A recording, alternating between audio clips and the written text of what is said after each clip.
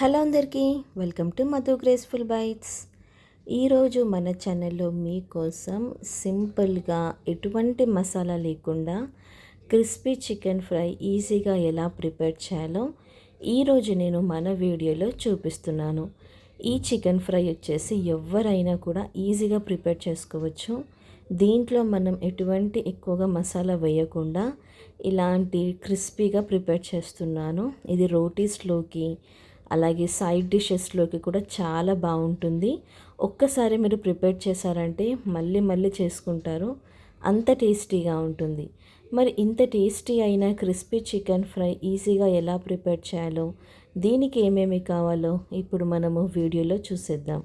ఇప్పుడు ఇది ఎలా ప్రిపేర్ చేయాలో వీడియో ప్రాసెస్లోకి వెళ్ళిపోదాం రండి. ముందుగా ఇక్కడ నేను చికెన్ని తీసుకున్నాను, విత్ బోన్సే తీసుకున్నాను.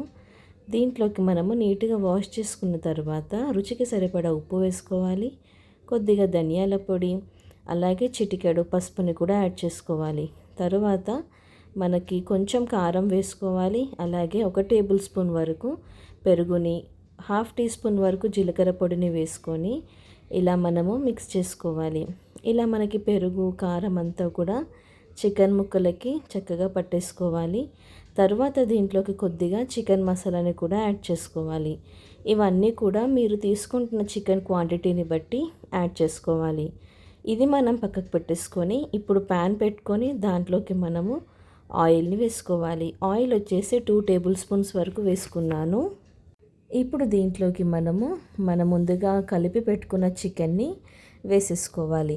చికెన్ని మనం మీడియం ఫ్లేమ్లో పెట్టుకొని ఒక 10 నిమిషాల వరకు ఉడికించుకోవాలి. ఇలా మనకి చికెన్ల నుంచి చక్కగా వాటర్ అనేది రిలీజ్ అవుతుంది.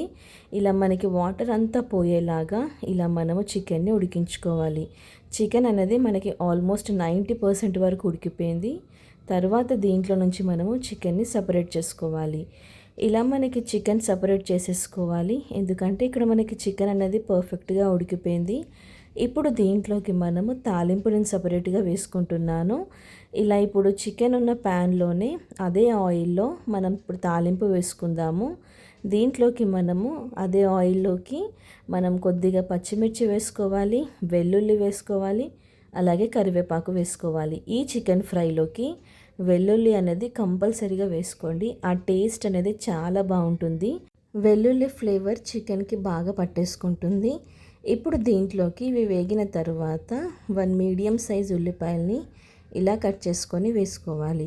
ఉల్లిపాయలు మనకి కంప్లీట్గా ఫ్రై అవ్వాల్సిన అవసరం లేదు, నార్మల్గా మనకి సాఫ్ట్గా ఉడికిపోతే సరిపోతుంది. ఇలా మనం ఆనియన్స్ సాఫ్ట్గా అయ్యేంత వరకు ఫ్రై చేసుకున్న తర్వాత ముందుగా తీసి పెట్టుకున్న చికెన్ని వేసేసుకోవాలి.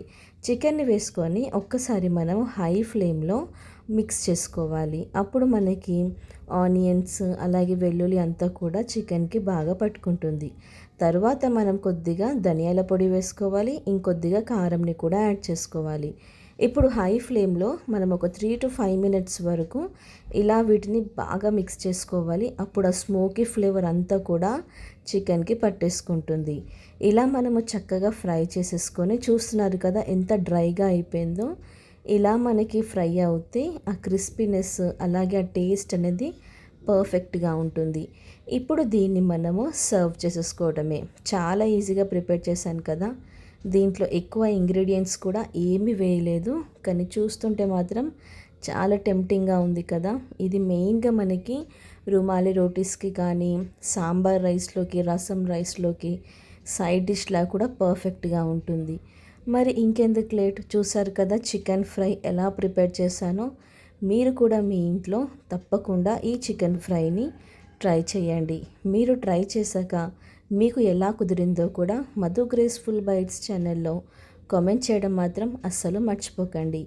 మీకు ఈ వీడియో నచ్చితే మీ ఫ్రెండ్స్ అండ్ ఫ్యామిలీ మెంబర్స్కి కూడా షేర్ చేయండి. Thank you for watching Madhu graceful bytes. Like, share, subscribe.